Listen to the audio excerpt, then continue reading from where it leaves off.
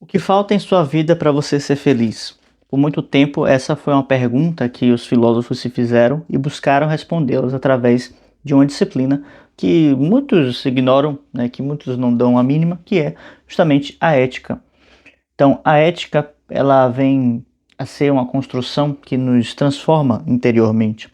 E nos transforma não porque nos preenche de uma série de eh, reprimendas ou controles externos, mas sim porque desperta em nós o que nós temos de mais autêntico.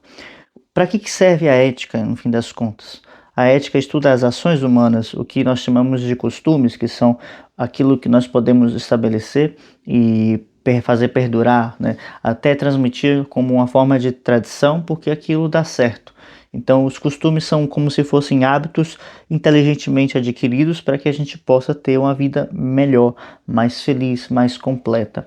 Justamente a felicidade é um dos temas principais no que tange à ética, e é justamente isso que Aristóteles vai trazer, né, no seu livro Ética Nicômaco, que inclusive eu vou deixar o link aqui embaixo para caso você queira adquirir um livro, você compra com o link aqui do canal.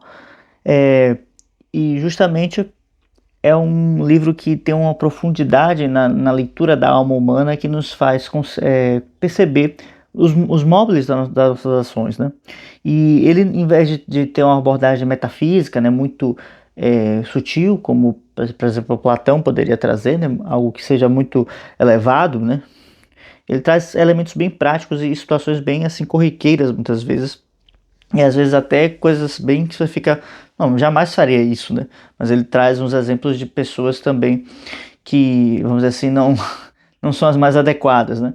Ele vai trazendo isso justamente para termos elementos, parâmetros de embasamento.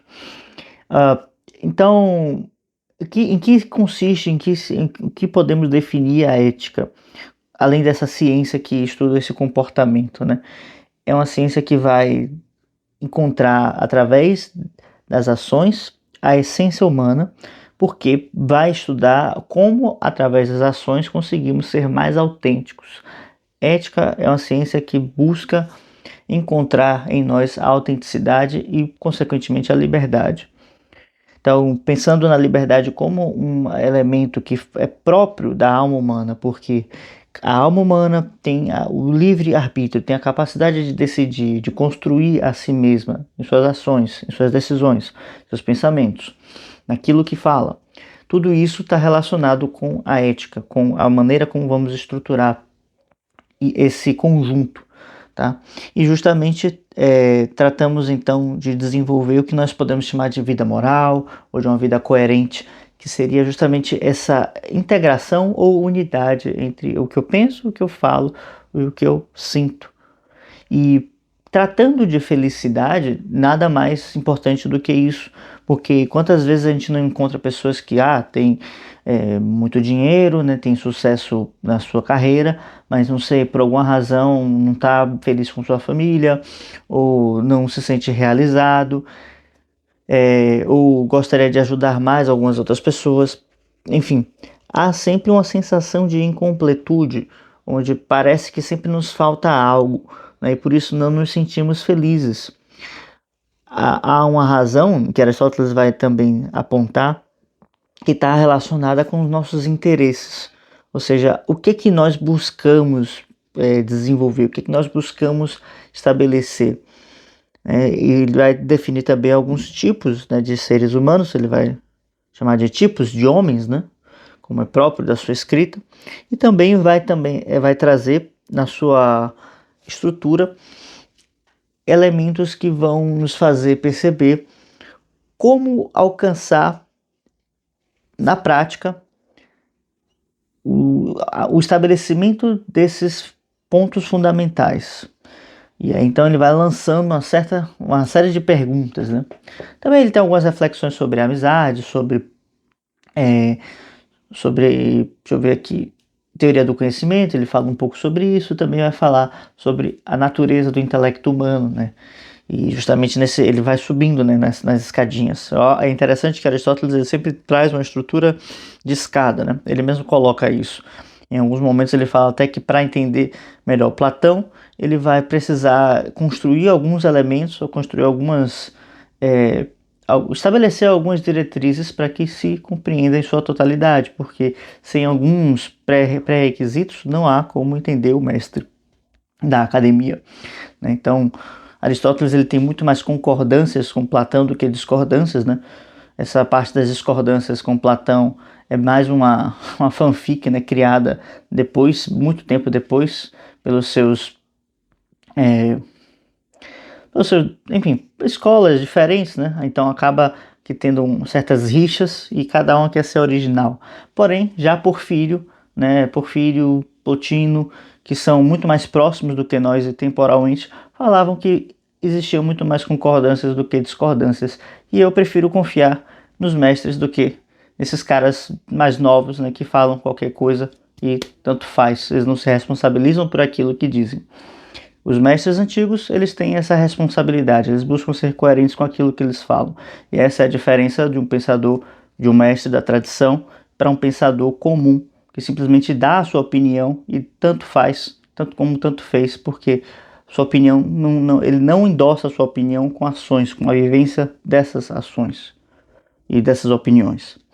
Bom, se você está gostando do vídeo até aqui, eu te peço um like nesse vídeo e se inscreve no canal, porque aqui na Revista Após a gente trabalha muito esse desenvolvimento interior e essa busca pela autenticidade, tá bem?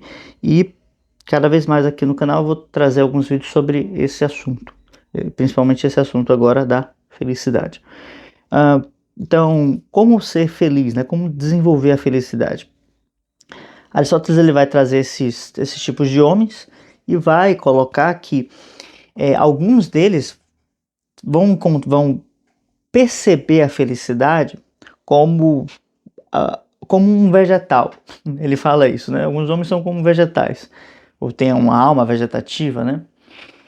Dizendo que ele vai encontrar a sua felicidade em estar bem alimentado e bem descansado, né?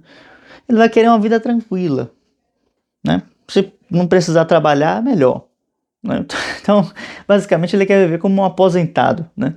Então, hoje, de certa forma, a gente pode fazer um paralelo, né? Paralelo meio esdrúxulo, mas dá para fazer, de que nós vivemos como vegetais, né? Buscando ser vegetais, porque começamos a trabalhar e já queremos chegar na aposentadoria, né? No ano seguinte já queremos nos aposentar. Justamente então, Aristóteles vai colocar isso, né? Os homens de alma vegetal, eles têm a sua felicidade vinculada aos prazeres, os prazeres corporais, os prazeres da alma vegetativa, que são esses prazeres associados à comida e ao sono, né? E justamente em busca disso, eles, vamos dizer assim, fazem o seu nome, né? Fazem a sua felicidade. Atrelam a sua felicidade a certos elementos materiais, a certos elementos não só materiais, mas do prazer sensitivo mesmo. Então, comer, dormir, descansar, né, ficar de boas, vamos dizer assim.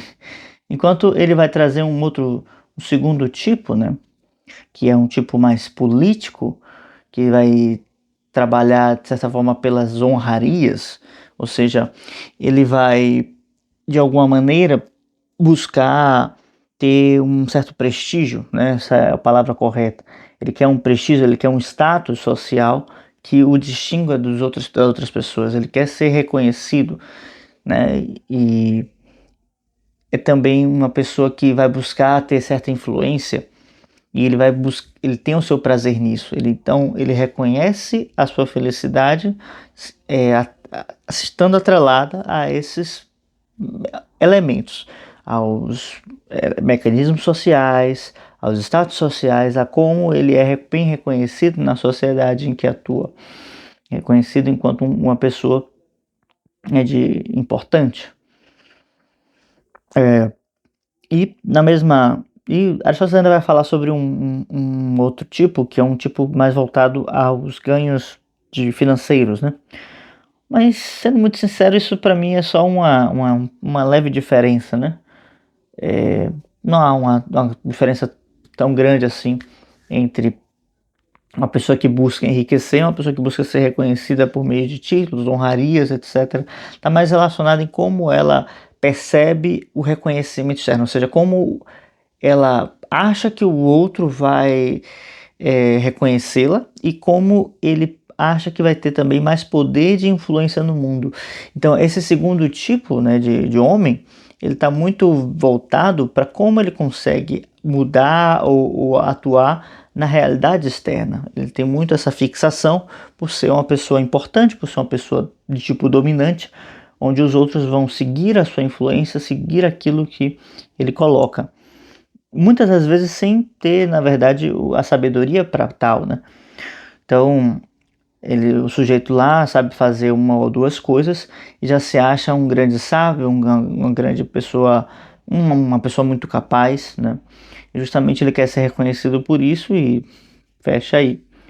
Talvez seja um dos problemas que possa estar acometendo você nesse momento, né? Então, às vezes a gente dedica muito tempo para um trabalho, para alguma coisa que alguém vai nos reconhecer o nosso valor, mas nós mesmos não conseguimos reconhecer esse valor em nós e ficamos esperando que o outro reconheça. Justamente por isso que não se pode ser feliz por esse tipo político, porque ele delega a sua importância para os outros, ou seja, é o outro que tem que me reconhecer como alguém de valor e eu não me reconheço nesse sentido. Então, como é que eu vou desenvolver uma autenticidade nesse caso? Não existe autenticidade. Por quê? Porque, nesse caso, a pessoa vai vincular a sua ação a um reconhecimento externo. Como é que você pode se sentir feliz dessa maneira? Ou seja, cada passo que você der, cada decisão que você tomar, será buscando um reconhecimento externo, será buscando uma validação externa e nunca terá essa naturalidade ou essa autenticidade na sua ação, né? E consequentemente a sua identidade vai ficar sempre escamoteada, porque vai estar sempre dependendo do reconhecimento externo, tá? E o mesmo pode estar acontecendo caso você busque, né, o seu conforto no prazer, no prazer corporal, no prazer, né, dos sentidos, comer, dormir, enfim, se reproduzir, porque esses prazeres eles cansam, todos eles são finitos, né? No caso, você não pode comer infinitamente, né? Você vai comer, uma hora você vai se estufar, ou se não se estufar vai enjoar né, da comida.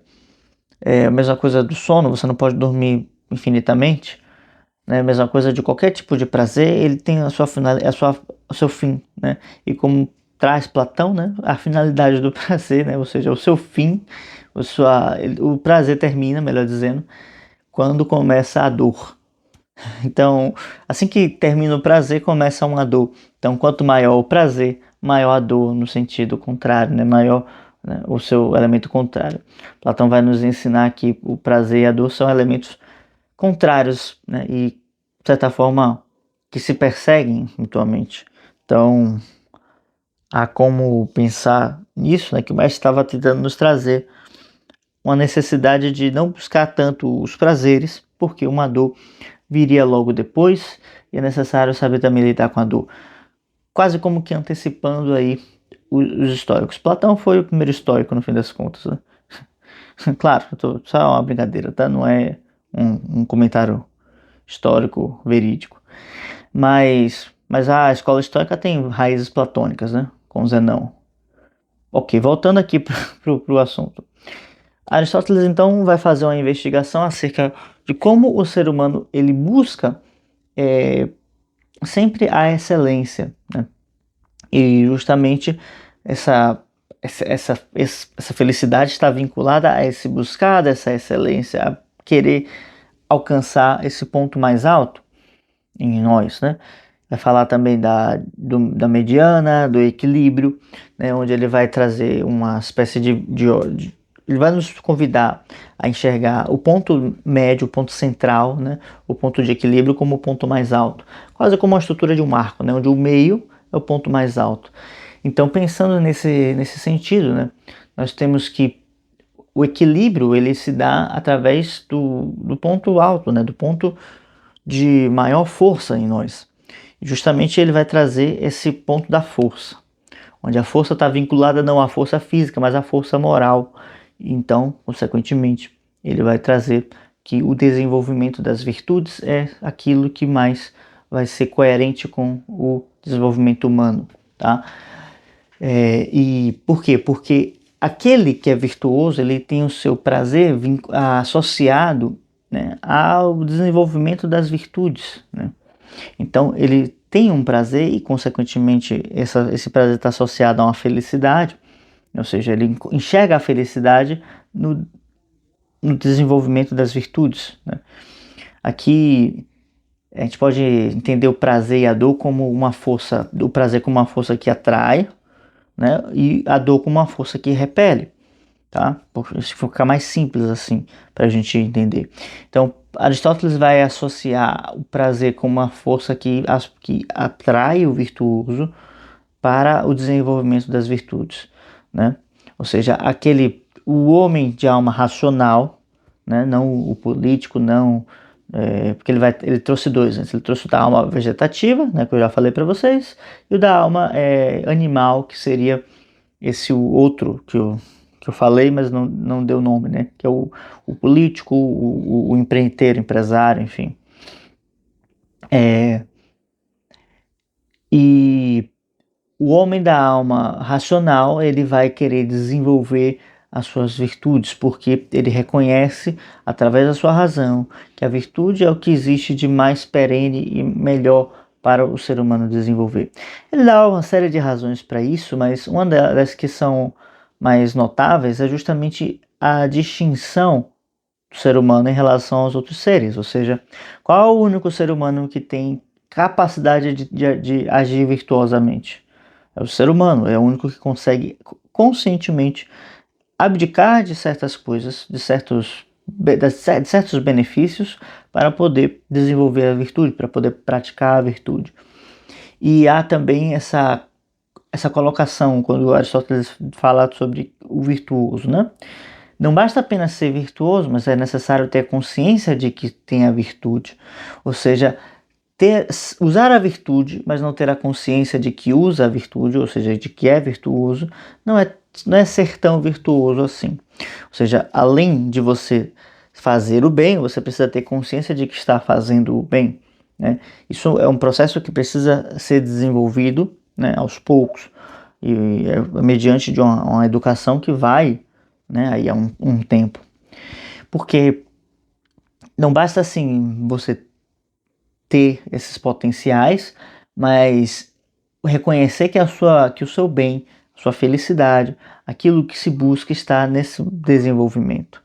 Então, a verdadeira felicidade para Aristóteles está associada justamente ao desenvolvimento das virtudes, né? E se são muitas as virtudes do sujeito que ele precisa desenvolver, que ele busque associar a virtude mais alta. Qual é a virtude mais elevada de todas, né?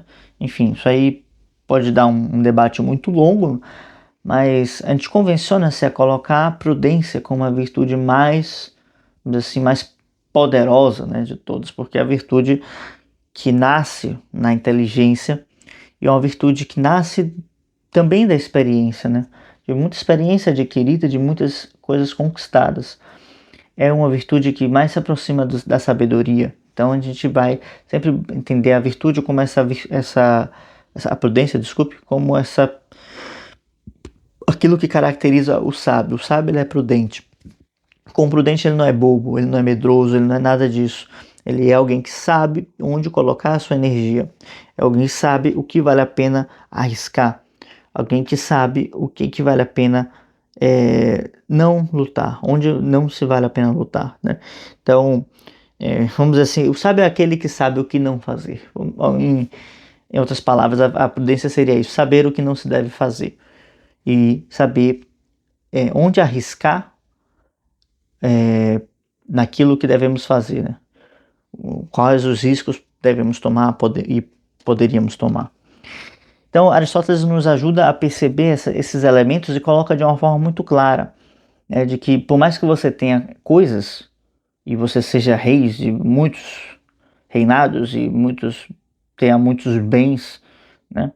Você não será feliz enquanto você não desenvolver a virtude, porque apenas a virtude tem a sua origem na alma, e a alma humana que é a sua verdadeira natureza.